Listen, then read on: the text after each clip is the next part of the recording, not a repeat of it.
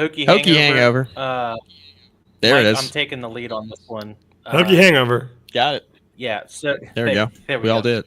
So, we're obviously here to discuss the hiring of Philip Montgomery for offensive coordinator. However, I think we mentioned a few weeks ago, boys, that we were going to address the men's basketball team at some point and kind of discuss how their season's going. So, to satisfy that requirement for tonight's show, I'm going to inform you that with 11:58 left in the second half, Virginia Tech has scored 24 points. That satisfies the requirement for the show to discuss the men's basketball team, as far as I'm concerned. I spent my evening at the Queen's University basketball game where the Royals of Queen's University Atlantic Sun Conference took down the Central Arkansas Bears, I believe. Scottie Pippen, alma mater. It was during that game that Mount Rushmore listener Jimmy Cleveland informed me that Virginia Tech men's basketball would be playing tonight at 10 p.m. on Nickelodeon with Patrick Starr as Mike Young. So, I unfortunately, due to recent YouTube TV cuts, I no longer get that channel. So I've been unable to watch. But Ricky, thank you for the update. Man. That is that's a brutal loss. That's fitting. That's fitting because I think a youth basketball team would score more on Boston College than Virginia Tech's men's team has tonight. They are shooting, as of time of recording, it's 11:05 to go now in the second half. Virginia Tech is 10 of 40 from the field. That's 25% for all you math whizzes at home. They are 3 of 15 from 3. Now, this has not been like a sterling performance from Boston College either. Boston College is up by 15, by the way. They are 18 of 40 from the field, 45%. Pretty good, but they are 2 of 14 from 3. So if you like 3-point shooting, the teams are combined 6 of 29 from deep in this game. Not bad. It's not bad. It's not good either. Yeah. So the real reason we're here, obviously, is that Virginia Tech has filled their offensive coordinator vacancy. Just some inside baseball here for the listeners. We had originally planned on recording Sunday night, given that at the time, Bruce Feldman had reported that Christian Taylor, who is a defensive quality control analyst, is that right, with the Buffalo Bills, was the leading candidate for this position. The incredible foresight from Mike McDaniel said, this isn't going to work. Let's do another night. And as it turns out, that was a tremendous decision because the following morning, we got word that go ahead, take your bow, Mike. Sometimes run into one, God works in mysterious ways, but let me tell you, Ricky LeBlue was being sassy. He was being sassy when we couldn't record. And honestly, I don't blame him, but thank God we didn't, because that would have been a wasted hour of content. Now, I do believe at one point this podcast recorded a Bill O'Brien is likely the next head coach of Virginia Tech podcast.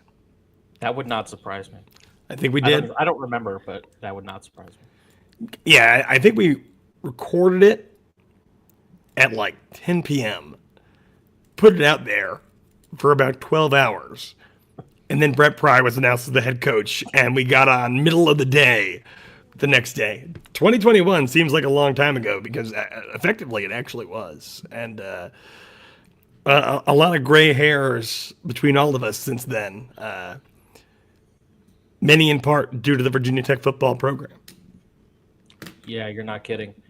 So Christian Taylor's not the guy, as it turns out. Philip Montgomery, who has coached at, 84 different schools in his career, is the new offensive coordinator at Virginia Tech. For those who are not familiar with Montgomery's resume, just give you a quick rundown.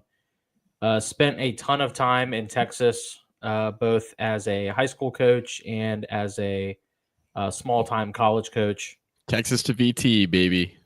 We're back. Time is a flat circle. really broke into the ranks at Houston as a quarterbacks and running backs coach, took the co-offensive coordinator position at Houston in 2007, was working with Art Briles in the kind of the high points of the Baylor era with RG3 and Bryce Petty. Ends up getting the Tulsa job. Things didn't really go all that well at Tulsa. We can kind of get into that. Had one fateful season at Auburn as the offensive coordinator, which we definitely will get into. Took off last year and is now the offensive coordinator for the Hokies. Andrew, your initial reaction to good old Phil getting the job? Well, my initial reaction was, that's not Christian Taylor.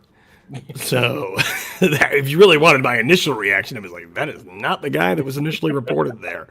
And I will say, occasionally in this field, line of work, whatever you want to call the associations that we have with this program, I tend to get like decent insider scoop. And once again, with these coordinator hires, just nothing. They were airtight, which granted, like, I've been distracted. I allocate this time of the year to not care about Virginia Tech football and not have to worry about big breaking news. And they have failed me in that regard. But nonetheless, a couple fun facts about Philip Montgomery that come to my head. Number one being, Philip Montgomery was the last man to stand across the sidelines as a head coach against Frank Beamer. 2015 Independence Bowl, Frank's final game.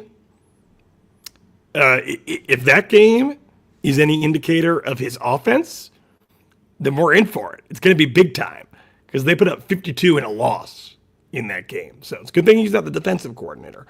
But Philip Montgomery is someone who Virginia Tech sickos of a certain age might actually be familiar with the name of, going back all that way, which is kind of crazy. Other than that, like, you're not going to get a perfect candidate on February the 17th, right?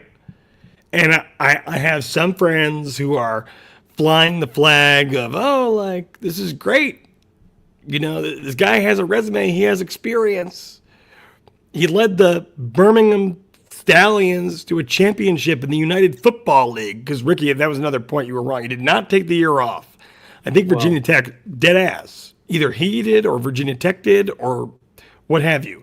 But 2 days ago, his Wikipedia page acknowledged the semi-pro coaching experience that he recently had. That is now gone. So I don't know what PR firm whispered in Travis Wells' ear to wash that, but I don't know why you would. I think they won the championship. It's a conspiracy. Dude, I mean, again, it doesn't happen by coincidence. So if you're listening to the Hokie Hangover podcast, you get it. You know that there's there's misinformation, there's disinformation, there's, you know the truth that they want you to know. Either way, I don't know why they're hiding that. The Birmingham Stallions played quite well. I think they won it all. They're going for the three-peat. Nonetheless, you're not going to get a perfect coach at this point. Tyler Bowen, and we discussed this last week or week and a half ago, what have you. I totally get it. In a world of self-interest, he did what he had to do. He did not help his friends, Brent Pry and the like, on the way out. So if this guy was this hot coaching candidate that was this no-brainer hire, well, don't you think any of the other teams that had coaching availability at the offensive coordinator position would have taken him? They probably would have. So there is some baggage there, but at the same time, it's a guy who was at Tulsa. He was eager to prove a point. He's clearly not too worried about the fact that the head coach is on the hot seat, which is going to eliminate a number of candidates right off the bat. But it's not a guy that you'd expect to have to babysit, which Christian Taylor, frankly, might have been.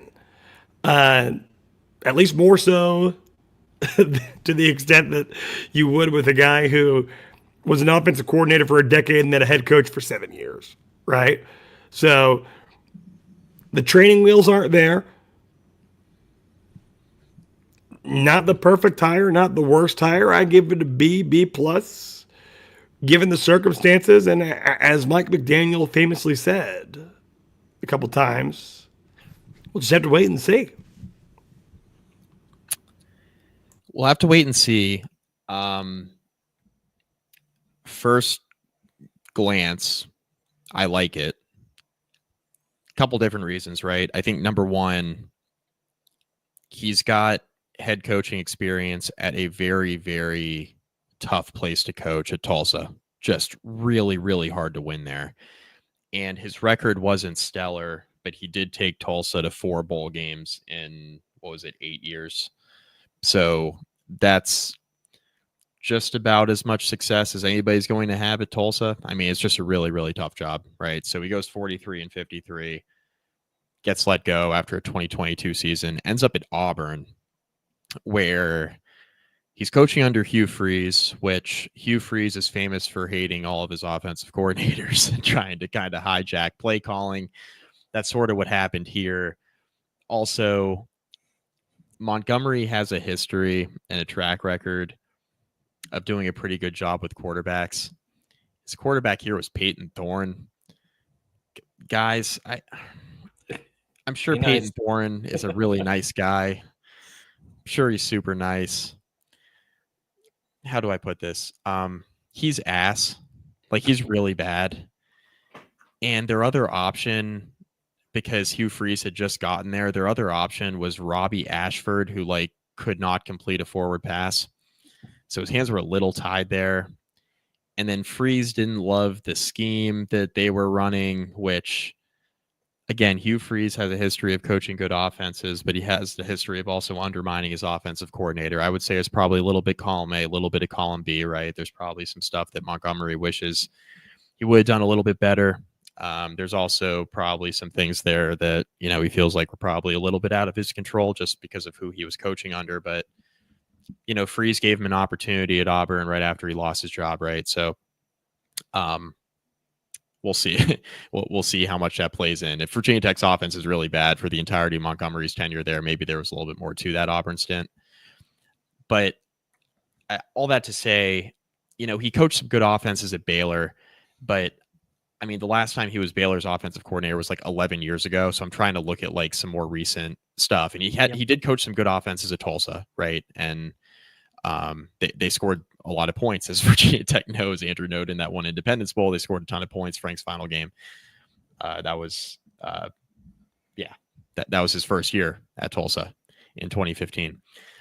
I like the fact that Montgomery is a former head coach, period, right? Because I think what we saw when it looked like Justin Fuente was going to turn things around in the middle of his tenure was everybody talked about Jerry Kill, and no, Jerry Kill's coming in. And, we made the joke on this podcast. I've made the joke that Jerry Kill, from a wins and losses standpoint, he's the greatest mid coach of all time, because his record's not all that great, but he is known by universally, everybody, as being a good coach. I think he's a good coach. I'm not saying Montgomery is Jerry Kill, but what I will say is I do think there's some parallels with, bringing in a former head coach and having him help with some of the stuff that Pry's been deficient at, right? Maybe some game management stuff, maybe stuff we've seen, the one-score game stuff. A lot of that has been tied into game management. Some of that is luck, as we know. But, I do think Montgomery will help in some of the head coaching stuff, giving some advice to Pry, because look, Montgomery's been in Pry's position before, right? At a much tougher place to win. He's been on the hot seat before. He kind of knows what Pry's going through. I think he can probably empathize with that a bit and kind of draw from that experience. I think that'll be helpful for Brent Pry, who's still pretty early in terms of who he is as a head coach and trying to find his footing. So I think that's good. We can get into the offensive scheme stuff in a second, but that was my initial thought. I do like hiring a guy with head coaching experience to help Pry. I do like that he's run some successful offenses before. I do like that he's been at a school where, he's had some success at really tough place to win. And he's kind of coached everywhere. He's coached at Houston. He's coached at Baylor. Some really, really good quarterbacks, Case Keenum, Kevin Cobb. You mentioned Bryce Petty, RG3, obviously. And some good quarterbacks at Tulsa as well. I will not say he coached good quarterbacks at Auburn, because that would be a lie. So we'll end it at that. Well, there's a lot there that I want to cover. So first, I'm going to start with this based on the initial reaction question. Within an hour of the announcement that Montgomery was getting the job, I got a text from a person who I will not name on the show, but is a member of the Virginia Tech Twitter community. And he says, quote, "The more we learn about Montgomery, the more we're going to like to hire. It'll help having an adult in the room."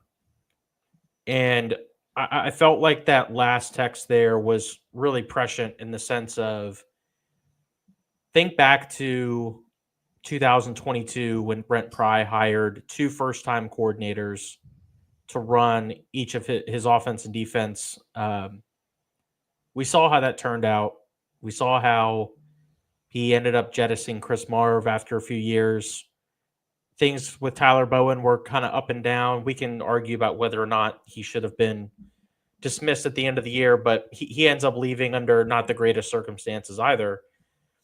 And then Brent Pry goes and hires another first-time defensive coordinator, at least at this level, in Sam Seifkis. So Brent Pry went out and found somebody that can really settle things down in the coach's office and bring that track record and that experience that none of these guys really have, and that, quite frankly, Brent Pry does not have. Philip Montgomery has coached in all sorts of places. He's coached all sorts of players. Mike, your point about Tulsa being a really hard place to win, I think, is really important. Not a lot went right there, but they generally fielded decent to good offenses throughout his tenure at Tulsa. So I think that that's one point that really needs to be kind of driven home, is the fact that, outside of Ron Crook, which didn't work out as the offensive line coach, this is probably the most experienced coach that Brent Pry has hired in his tenure. I can't think of anyone else that has been this many places and has had this level of experience that anyone else has had on the staff. Rudolph, maybe? Yeah, Rudolph. Was Rudolph That's ever a the head one. coach for 7 years? Well, no. I mean, like Ron Crook coached for he's coached for 30 some years, That's so I'll give him credit for that. But that's a fair point. But Montgomery coached for nearly a decade at a really tough program to win, and that's an experience that's really hard to match. The other thing here, and I'll want to bring in Hokie Law Dog in the comments here, giving zero weight to Hugh Freeze decisions. I think that's a good point to bring up too. So one of the things I told you guys I wanted to cover about this, because obviously Montgomery's last stint in college did not go particularly well, and Mike so eloquently evaluated the tools that Philip Montgomery had to work with down there at Auburn. I'm no scout, but I am tonight, So yeah, we're gonna need a full film breakdown next week, Mike. See what I can do. There was a quote in Brent Pry's presser on Monday that I think is it's very relevant to this topic. And I found it really interesting, and it kind of matches what the general perception of that particular year at Auburn. So Brent Pry gets asked about Montgomery's last run at Auburn, and he says, quote, "I'm not going to dive into detail, but he was pretty forthright about what happened and where he could have done better, where the situation could have done better. It was a tough situation, I think, for several people, but again, something he grew and learned from."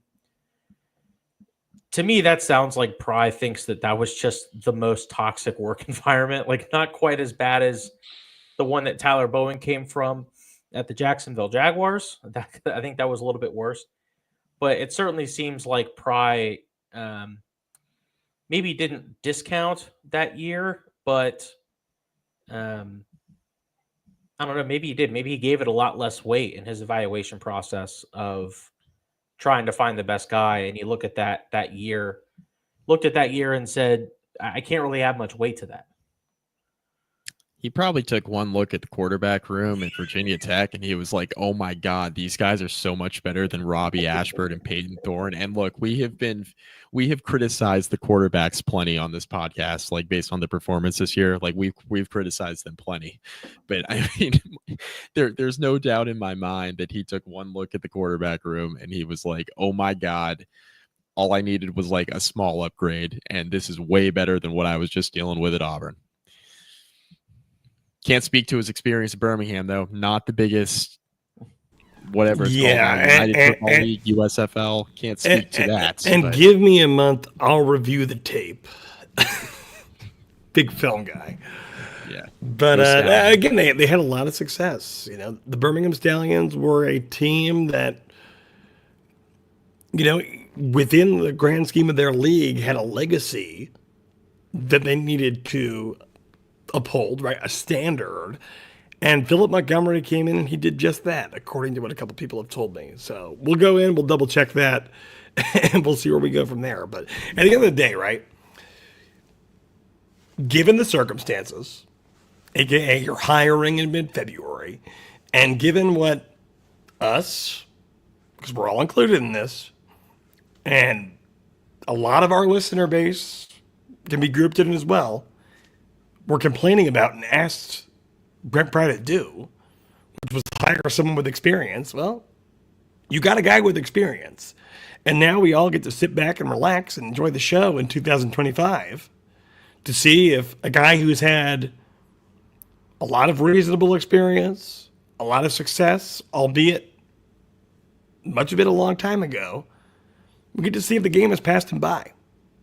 And if it hasn't, it might just save Brent Pry's job. If it has, well, he hired the type of guy we wanted him to hire.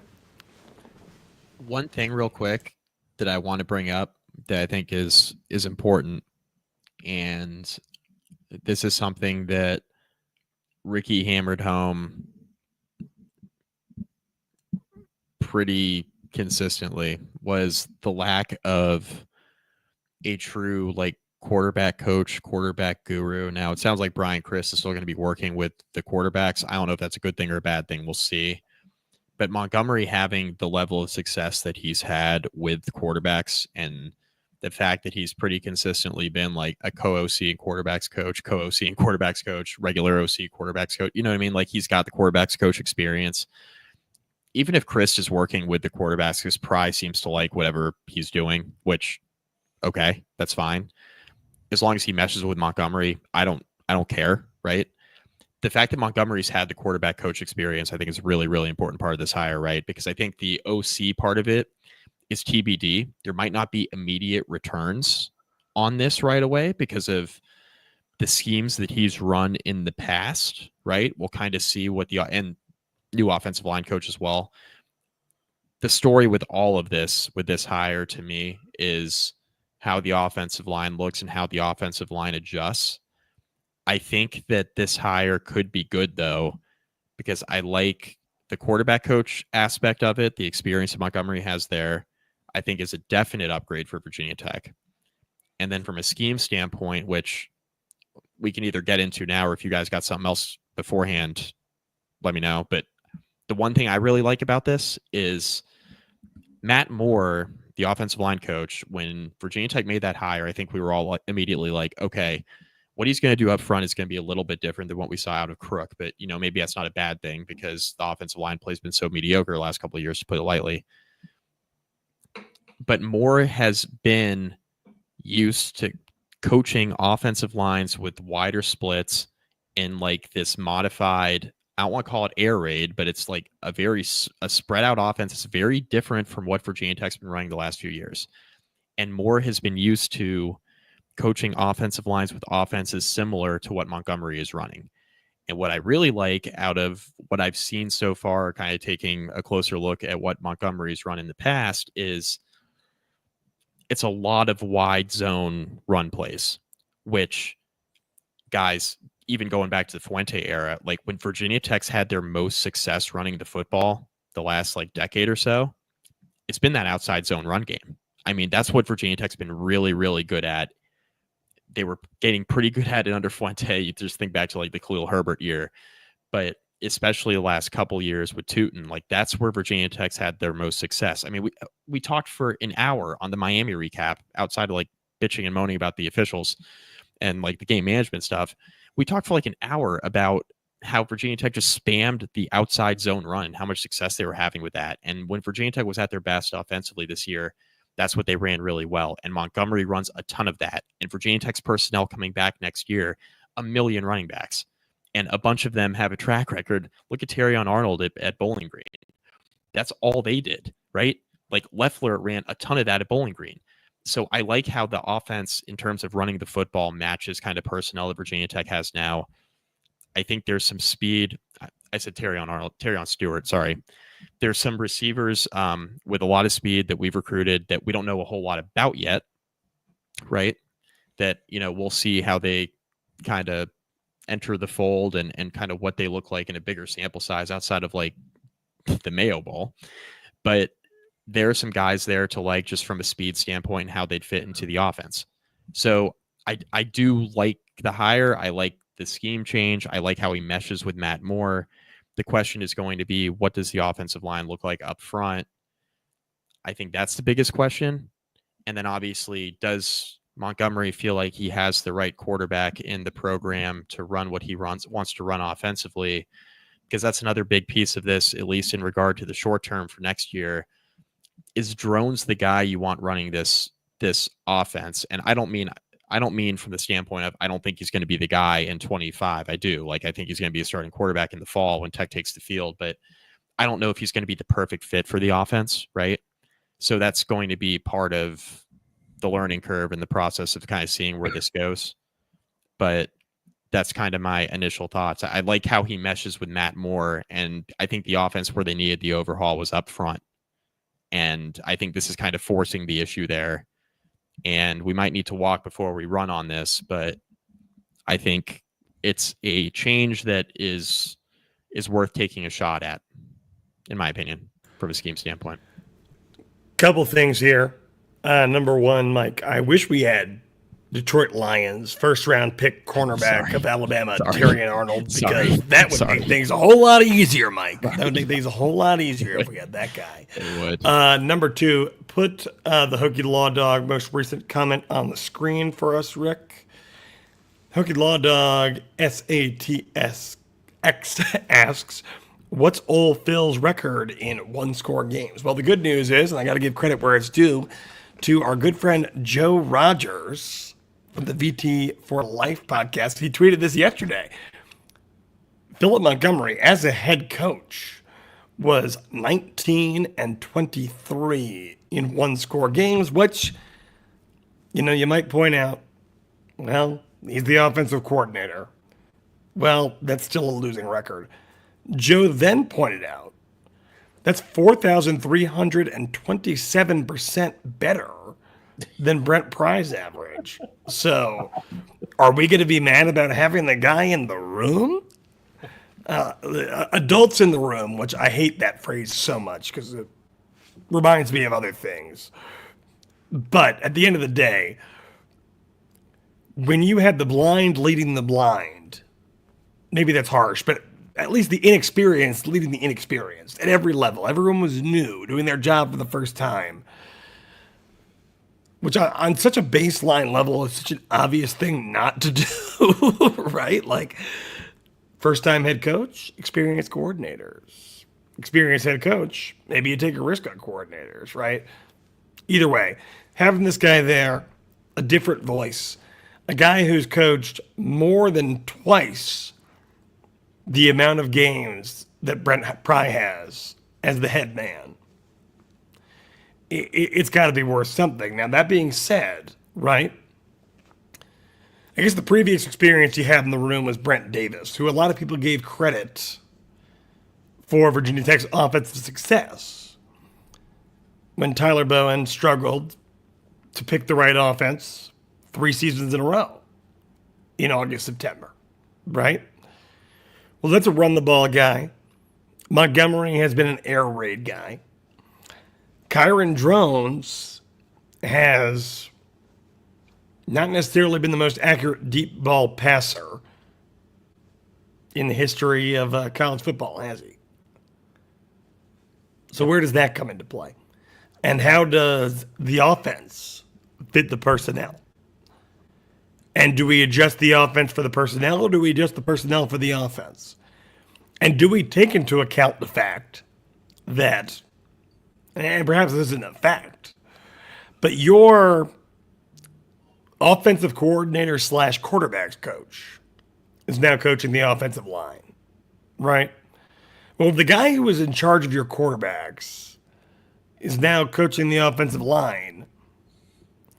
Is it that unfair to believe that he might have left a little bit to be desired in terms of quarterback development? So maybe that's the silver lining here. A guy who coached Case Keenum, former Washington Redskin, all-world quarterback at Houston. A guy who coached RG3, former Washington Redskin, disgraced ESPN announcer. I mean, there's something there, right? There's a bit of a track record, and even if he's not directly your quarterback's coach, well, when you're the, VP of offense and the offense goes through one guy, you're going to be spending some time there. So I know, unfortunately, it might be a short period of time, and that's assuming that there's a mutual decision between Drones and the offensive coordinator and the head coach and whatever offense we're running, that we want to keep this relationship going. But maybe, Montgomery helps them take a step forward. I mean, that's the best possible case scenario I can think of. And I guess at this point, if you're a Virginia Tech fan, it's kind of what you have to hope for. Yeah, as far as the scheme part of it goes, I do wonder how much of that is going to play out as it relates to that traditional air raid style, just because I don't think Virginia Tech's cast of receivers is as experienced and as deep as it needs to be if they're going to try and really run that kind of offense. The other part of that is that I actually really like the group of running backs that Virginia Tech has, and I would like to see not an over-reliance, but a commitment to running the football consistently, even if that is in some sort of spread offense that's running, that really feeds off that outside zone run like Mike was mentioning earlier. I'm fine with that. But I would hate to see this team get pass happy. As it relates to the schematics part of this, going back to Pry's press conference on Monday afternoon, it was pretty clear to me that Kyron Drones is QB1 going into this year. So apparently Philip Montgomery recruited Kyron Drones when he was at Tulsa and actually offered him. So the two have that familiarity there. But when that question got brought up, Pry directly referenced Kyron immediately and said that we need to trust him more. We need to have him push the ball down the field more. And he had a quote that said, I want to make sure I get it exactly right. Kyron's not the only quarterback in that room, but it certainly starts with him. So they certainly believe in in Merriman, that Kyron Drones is going to be the guy that can run this offense. I'm a bit skeptical. I mean, I haven't seen him run it. Based on what we've seen thus far, it's hard to be excited about hitching my wagon to Kyron Drones right now. That can certainly change, right? I mean, he is in a lot of ways, a real project as a quarterback, because he does have a lot of the physical tools and hasn't been able to put it together quite yet. But I do wonder how this scheme is going to look. Is it going to be as up-tempo and as spread and as pass-happy as some of the other offenses that he has run in the past may have looked? Or are we going to see maybe some of those principles kind of meshed in with more of a generic multiple offense that kind of does a variety of things and doesn't quite rely on one particular scheme or strategy? Yeah, the quarterback piece is going to be really interesting, right? Because I mean, you are late in the game, I think, in terms of getting a guy that would displace Drones if you wanted to go that route. Which there's no indication they want to do that or are interested in doing that, but also they just simply don't have the option to. I mean, the only way. the vibe I got, Mike, was that they don't want to either. No, Like they no, they don't. They don't. they definitely they are don't. committed to Kyron starting this year. And when you're paying a guy a lot of money, right? I mean, that kinda have to plays be. in this era, right? That plays in too. But like simply the only way you're getting a guy into the portal at this point who has proven something that's worth a damn is if you're tampering and you have the money to pay somebody that. And to be honest with you, the quarterback market in NIL is a little bit different. Like these guys get locked up quickly. Like if they're in the portal, they know where they're going almost immediately. It's not like they're searching around a long time. They get lured into the portal. They know exactly where they're going the moment they file, click the button on the computer saying I'm in the portal. Like here I am. They know where they're going. Like in the quarterback market, if they've been really good and they're at the caliber that we're speaking of, where you want to replace a guy who's got good starting quarterback experience at this point. So you're just simply not going to get that. And Tech's not interested in replacing Drones. So how is he going to fit in this offense next year? He's a power running quarterback, right? Like that's kind of what he is in the running game. Now, does that mean that Montgomery won't incorporate some of that in, right? I think he'd be foolish not to. Drones has been really good at that. Like that's now the flip side of that is Drones was really banged up last year, right? And a lot of that was due to the fact that Tech made him run the ball a lot, which we were really banging the drum on that, being like, yo, we got to like rely on Bayshell too. And Ricky, you were really vocal about it. Like, we cannot get this guy hurt because we don't know what's behind him. And, Pop looked really good against UVA. And then he played in a bowl game. Well, yeah, and he played in a bowl game. I get it. It's like you're playing with, the 2s and the 3s in the bowl game. So, like, what kind of evaluation are you actually getting there? But, like,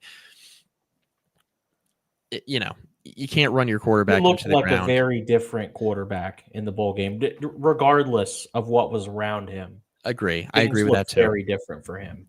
I certainly agree with that too. So, yeah, I mean, I think this is a very wait and see on number one. I think Drones is likely to get the best quarterback coaching he's gotten since he's been at Virginia Tech.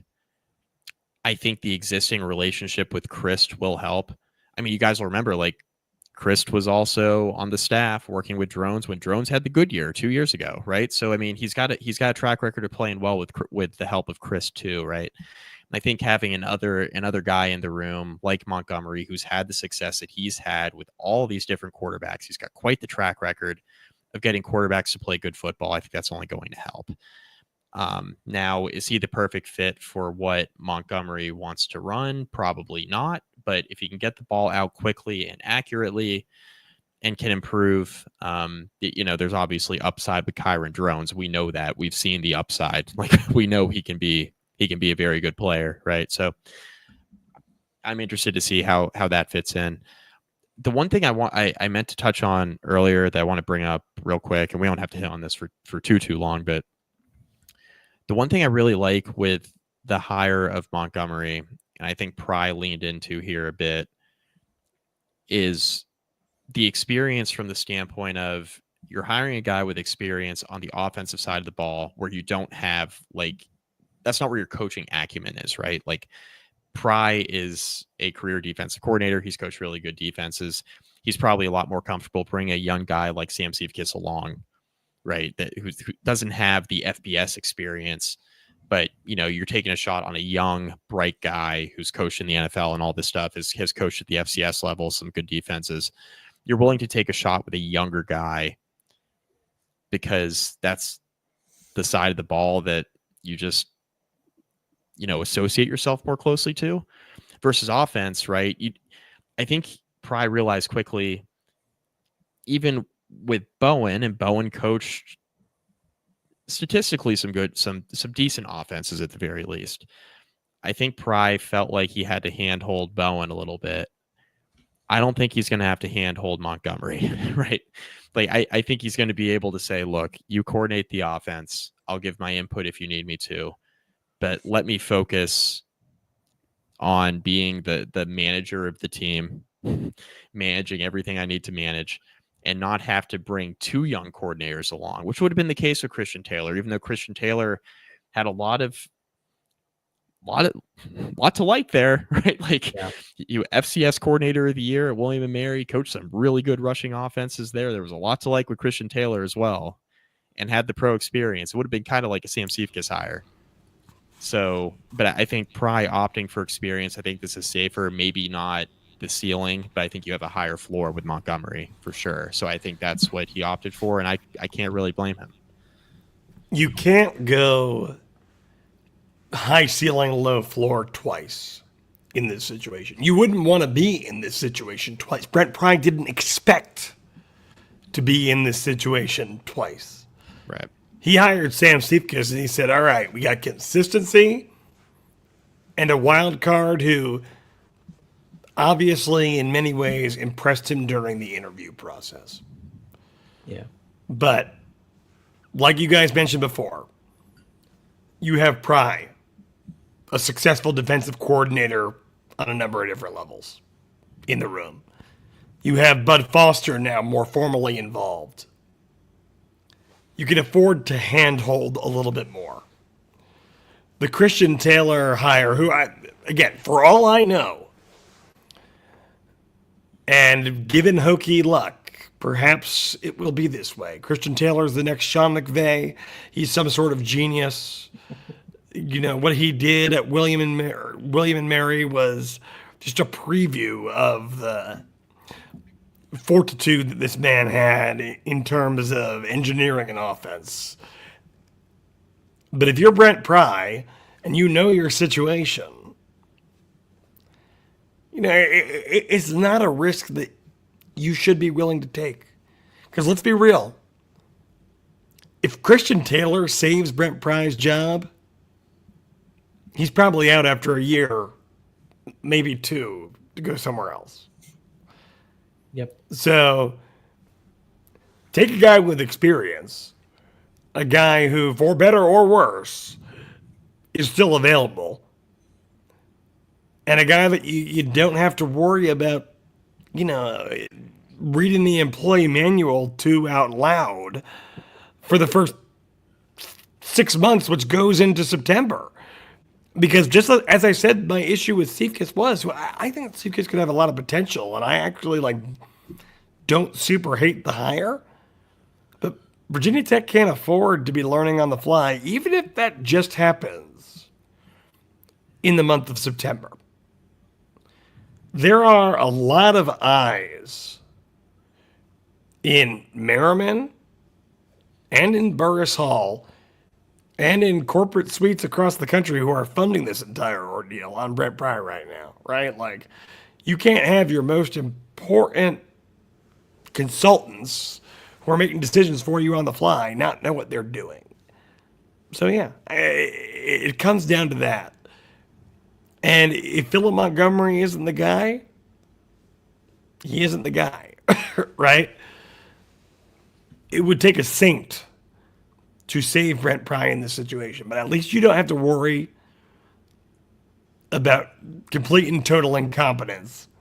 And is this guy cut out for it? Because frankly, the guy's resume is about as good as the head dance. So take that as you will. 2 more questions that I I really want to ask tonight. We'll start with this one, and then we'll try and transition to the next one. How does this hire change your outlook for the year, if at all?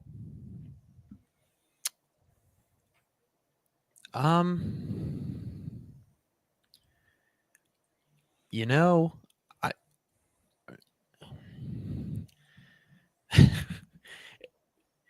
should have an answer to that. It's kind of tough. It's kind of tough because I went into this not expecting Bowen to leave, and I'm very intrigued by this from the quarterback development and schematic change standpoint. And I think the offensive line part of this, the line is just going to look different, and what they're going to be asked to do is just going to be different. And the running game, there's a lot to like with scheme and who Tech has coming back and coming into the fold. There's just a lot to like. There are unknowns, obviously. You can like the scheme all you want, but if you don't have the dudes up front, just does not matter, right? You can do stuff to make it easier on a bad offensive line, but like, again, don't have dudes up front, don't have the dudes up front. If you don't have the right quarterback to run the system, that plays in. I think Drones will play better. I think he'll be healthier. I think he'll play better than he did last year, hopefully. But I don't know overall if my outlook changes all that much, because even though I like the Cephas hire on defense, Virginia Tech is losing a lot on that side of the ball anyway. Like, even if they brought Bowen back, it was going to be a big question mark next year just because it was a lot of young guys who were going to have to play. So I think Virginia Tech upgraded the coaching staff. Like, I think Moore is an upgrade. I think Montgomery has a chance as an offensive coordinator to be an upgrade over Bowen, but I think he's definitely an upgrade in the quarterback coach category. And I like the Cephas hire, right? I think at worst you're going to be a similar defense to what you were under Marv.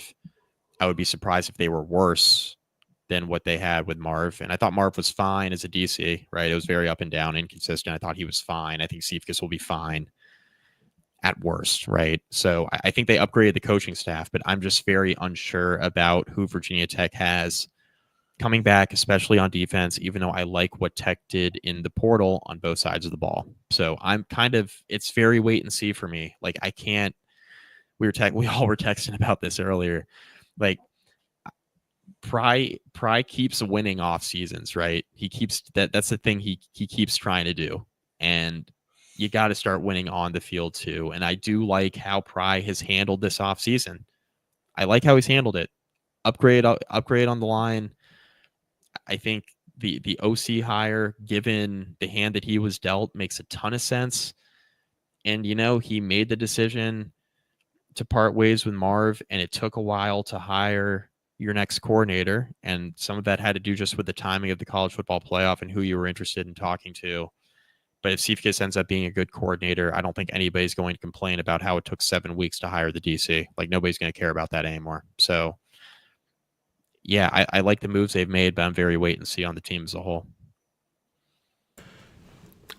Yeah, Mike. I mean, ultimately, at the end of the day, to find a different wording for wait and see, right? Like, it's to quote, for any of you history buffs out there, Donald Rumsfeld, right? Former Secretary of Defense.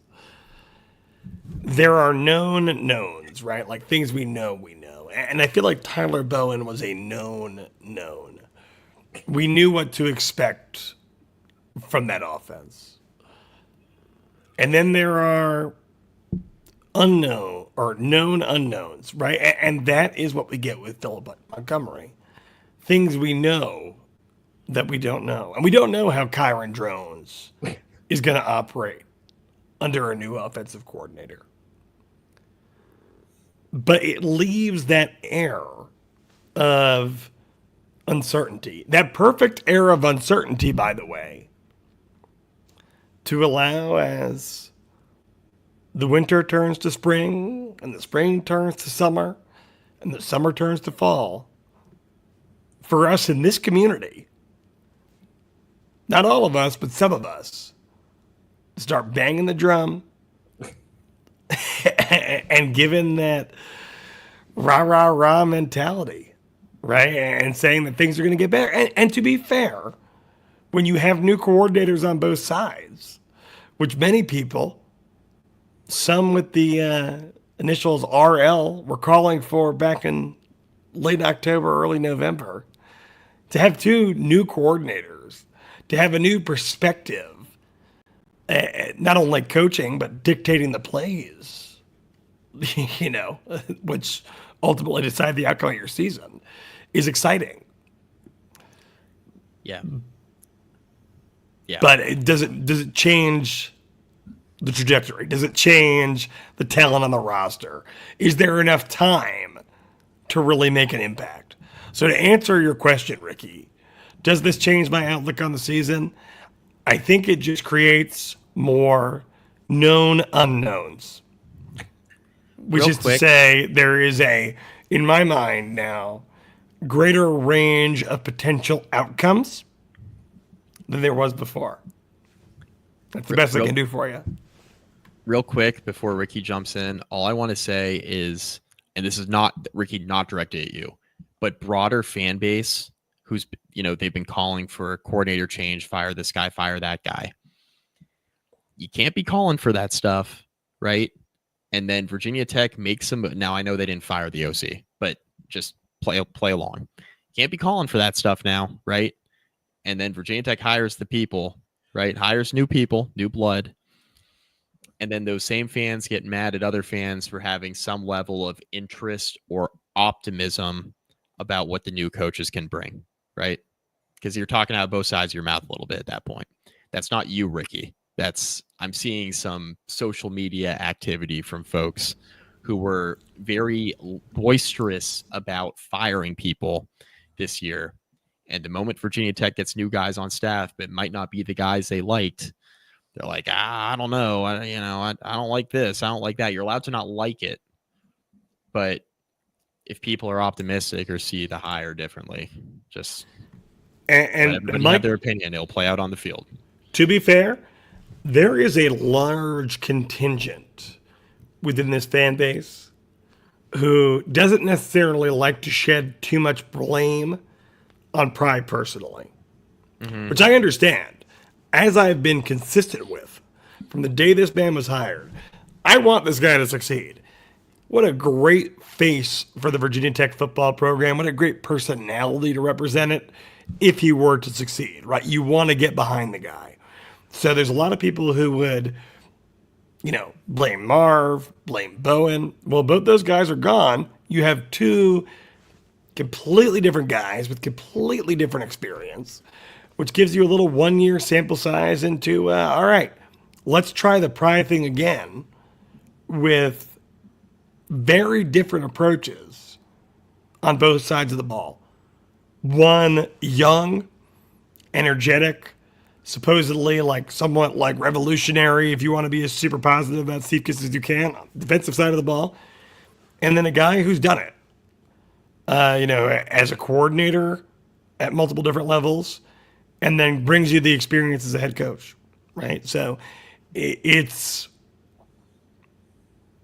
if you're trying to lay final judgment on Brent Pry, seeing him with a completely different approach, I think will give us a fair hot seat ear judgment, if you will.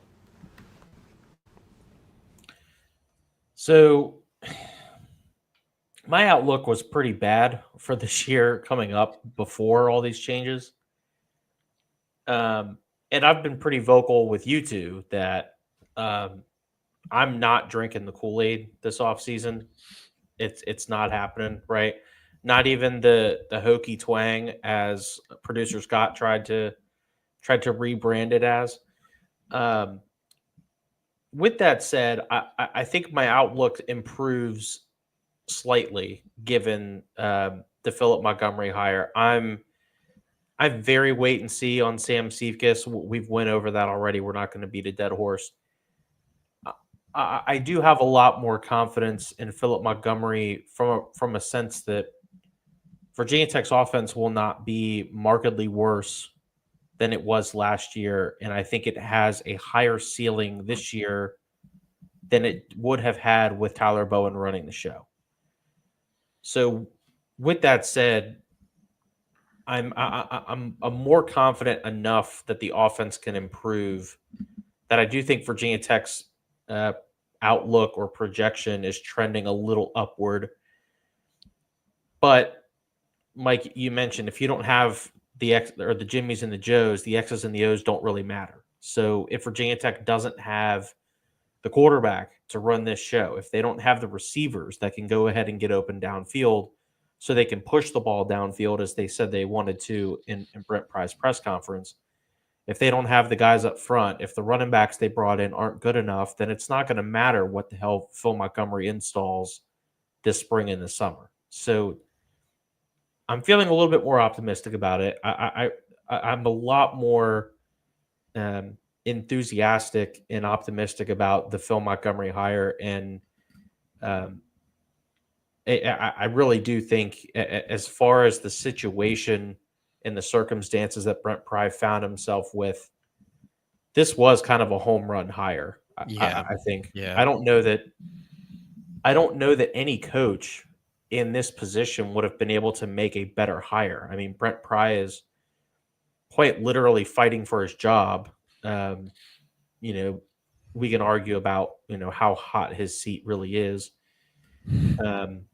But he's got a much smaller salary pool than the big names in the sport, as we witnessed a few weeks ago with Tyler Bowen. And he's got a bunch of new players on both sides of the ball, especially on offense. So to be able to bring in someone like this, who I think certainly was looking for a way back into the college ranks, and was probably open to some opportunities that he otherwise may not have been open to.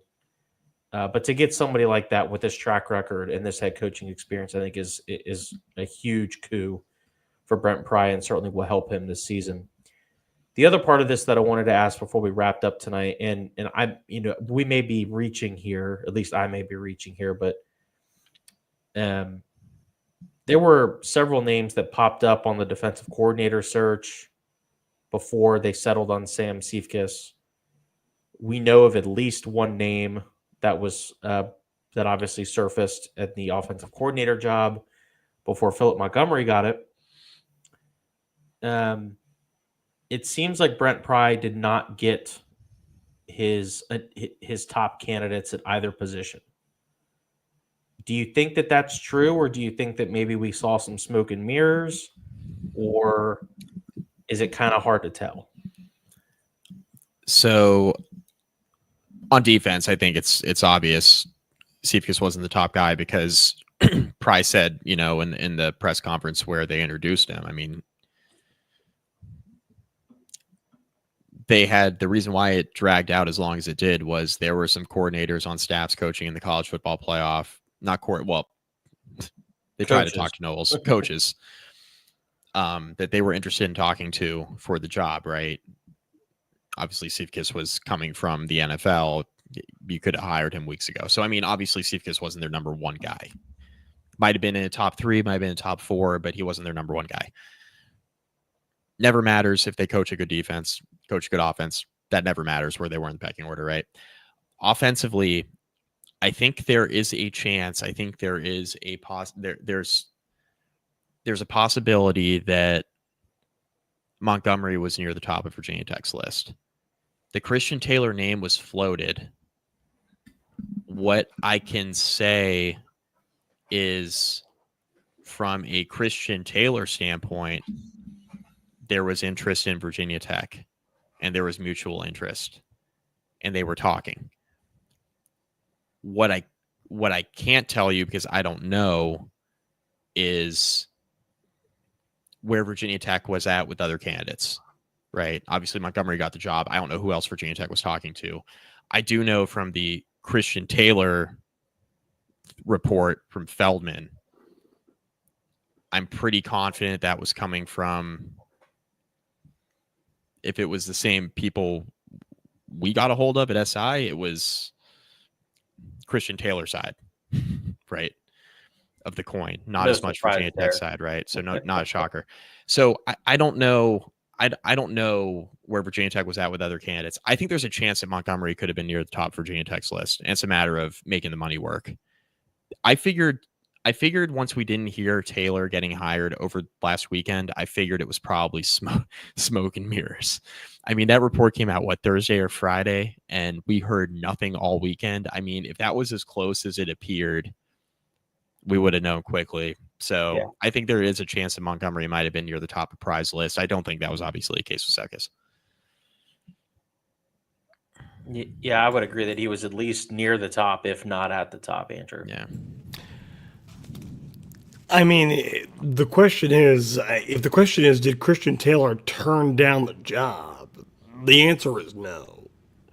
Because why would Christian Taylor's agent leak that information to the media? It's like, you want to I think he might have done the opposite of what he wanted to do, right? Which is hear the potentially get the fan base excited. Instead, the fan base had a bit of a meltdown. Not that it necessarily affects anything. Like the athletic department's going to make the decision the athletic department's going to make. But you can kind of corner people in certain situations. There's a reason this information is leaked. Some agents do a better job than others. There's a reason we were all talking about Charlie Huff to come to Virginia Tech in 2021. And it wasn't because of his accomplishments as the head coach of Marshall, right? I think that Brent Pry knew what he needed, which was experience, no babysitting, all the things we've talked about over the course of the last hour. And of those candidates, there were a limited amount available to begin with. And you narrow that down even further for who's willing to take a job in this environment at Virginia Tech. Who wants another shot? The answer is Philip Montgomery. Yeah. Philip Montgomery wants back in the game. As much as he enjoyed all the fame and glory that came with his tenure with the Birmingham Stallions, he wants back in the game. And Brent Pry gave him that ticket. In return, he expects a quick offensive adjustment that might just save his job.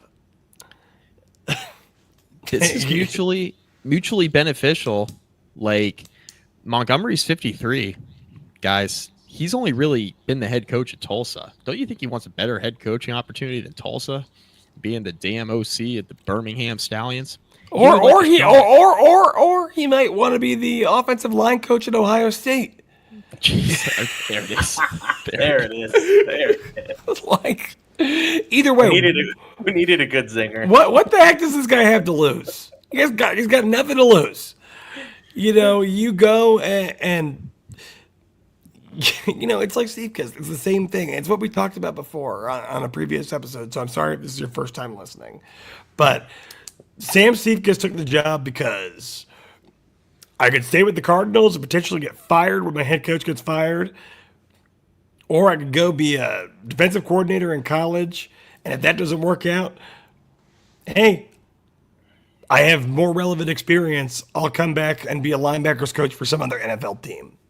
Whatever. Right? Doesn't potentially hurt you. If you're Philip Montgomery, you just got fired from Auburn after a year. Well, how much does it hurt you to get fired from Virginia Tech after a year? Whatever. Like, go be the fucking offensive coordinator at Middle Tennessee. Try to fix that ship after they fired the legend. Like, there's going to be other opportunities out there for you. But if this goes well, goodness gracious, right? Then suddenly the bigger names might come knocking. For better or worse, Virginia Tech, for a lot of people in this industry, is not going to be home sweet home like it was for Bud Foster. It's viewed as a stepping stone. And it's the degree of risk you want to take on the Brent Pry regime that determines whether you're a true candidate for this job. And on both the offensive and defensive side of the ball, we saw two very different candidates with very different angles take the job for very different reasons. And what does that make for us? It makes for an interesting offseason and a lot of known unknowns heading into 2025. Andrew's got to find a way, I think, to loop that phrase into every show from now until the end of the year. So applicable to like anything too. Come on. Also, I thought it was hilarious that Andrew was like going down the conspiracy rabbit hole earlier about Travis Wells doctoring Wikipedia pages. Like we had Andrew Alex Jones on the show as opposed to Andrew Travis, who I've met before. a really nice guy. Please don't block Ricky Don't take LeBlue him from getting serious. media passes because of me. Yeah, I will still be putting in for credentials next year if you're listening. We are completely joking, and In all seriousness, Travis is one of the nicest people in the industry. no, he's a great guy. Local news guy. The best people come from local news. Absolutely. I don't have anything else. We've gone over an hour here. We are coming up on spring ball. It is nice to have both coordinators in the seat for spring practice. Had to do it, and you're doing it with some time to get everybody acclimated, which is good. Yeah, at this point, it's good to have coordinators at all.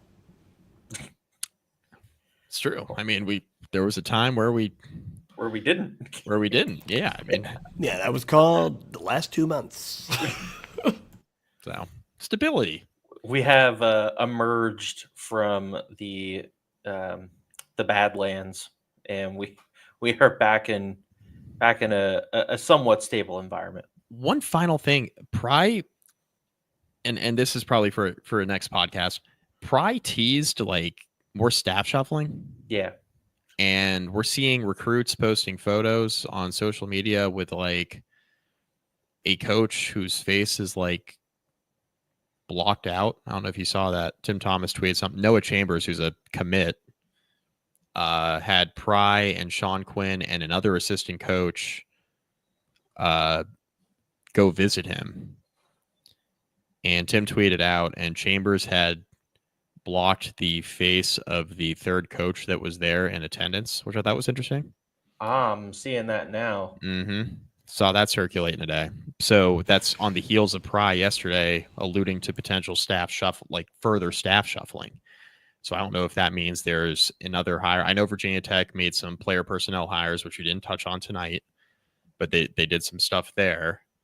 But I don't know. It seems like there might be some more coaching news potentially, at least with maybe a change in title at the very least. But I do find it interesting that we're blocking out coaches on on the recruiting visits because they haven't been announced yet. A little strange. Well, that might be like a high schooler's brain thinking that that's necessary.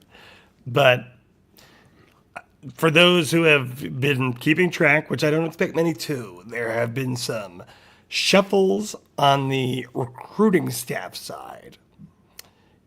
More important than really any of us give it credit for, but some serious shuffling there. So it could have been from that. I don't know. I didn't see the picture.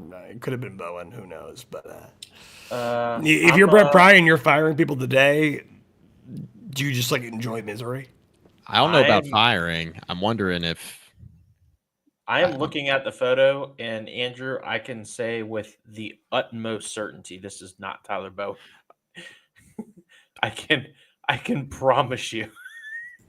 We'll discuss the features that brought brought you to that. There are two distinct features.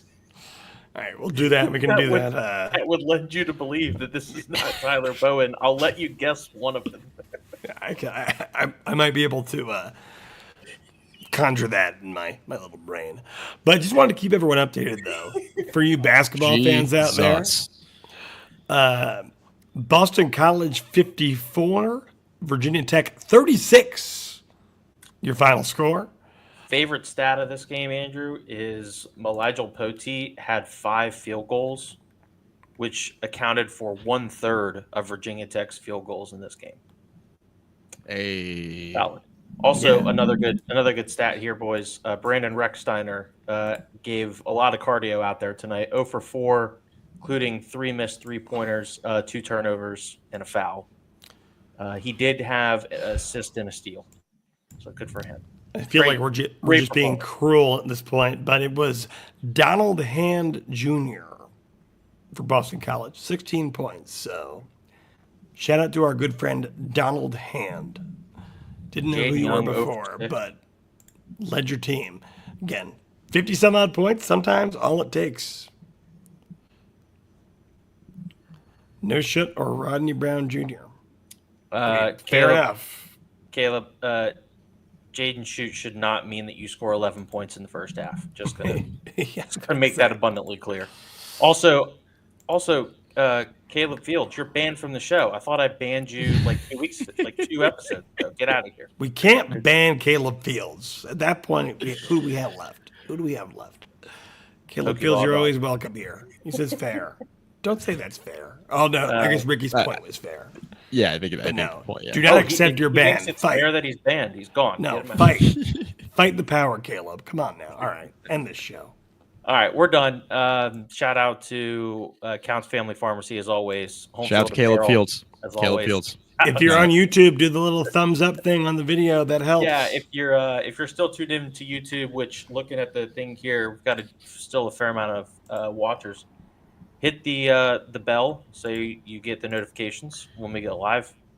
Make sure you follow us on X. We try to announce ahead of time when we're going to go live for each show. Whether or not we make that appointment is completely determined based on our attendance, which, as we know, has been subject to change. We'll be back at some point. Hopefully, we'll find out this mystery coach in this photo, who I guarantee you is not Tyler Bowen soon. Regardless, go Hokies.